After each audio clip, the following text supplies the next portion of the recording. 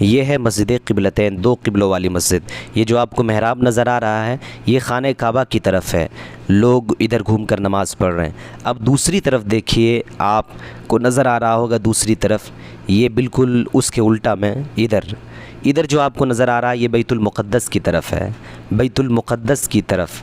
یہ جو لکڑی کا اوپر میں بنایا ہوا ہے وہ نشانی ہے کہ بیت المقدس کی طرف یہ قبلہ تھا۔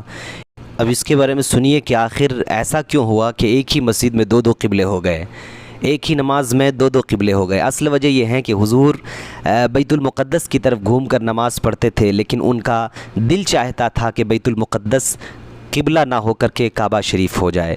نبی کریم صلی اللہ علیہ وسلم کی یہی خواہش تھی، اسی خواہش میں حضور نے نماز شروع کی، 2 رکعت مکمل ہو گئی۔ اب جبریل حکم لے کر نازل ہو گئے کہ اے نبی اب اپنے چہرے کو کعبہ شریف کی طرف گھما لیجئے۔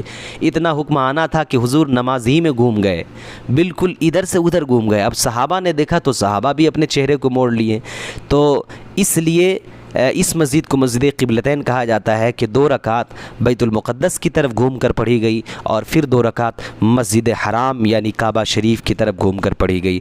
اس طرح سے اس مسجد کو مسجد قبلتین کہا جاتا ہے۔ الحمدللہ دنیا کی یہی ایک مسجد ہے جس مسجد میں ایک ہی نماز میں 2 قبلے ہوئے ہیں، اس کا آپ دیدار کیجئے۔ اللہ کے فضل سے آپ یہ کوشش کریں کہ آپ بھی دیکھیں اس مسجد کو۔ اب اس کی اور ایک چیز آپ کو میں بتاؤں کہ اس مسجد میں جو اوپر گنبد بنے ہوئے ہیں، 2 گنبد بنے ہوئے ہیں، ایک بڑا گنبد ہے، ایک چھوٹا گنبد ہے۔ بڑا گنبد جو ہے وہ خانہ کعبہ کی طرف جو قبلہ ہے اس کے محراب کے اوپر بڑا گنبد ہے۔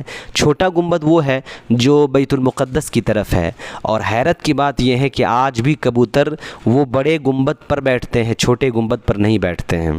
ماشاءاللہ اس سے سمجھ میں آتا ہے کہ پرندوں کو بھی علم ہے کہ اب قبلہ جو ہے وہ خانہ کعبہ ہے، اسی کی طرف گھومنا ہے، اسی لیے اس کے اوپر جو گنبد بنے ہوئے ہیں اسی پر پرندے بیٹھتے ہیں، اور جو ہے بیت المقدس کی طرف اس پر نہیں بیٹھتے ہیں۔ یہ پرندوں کا علم ہے۔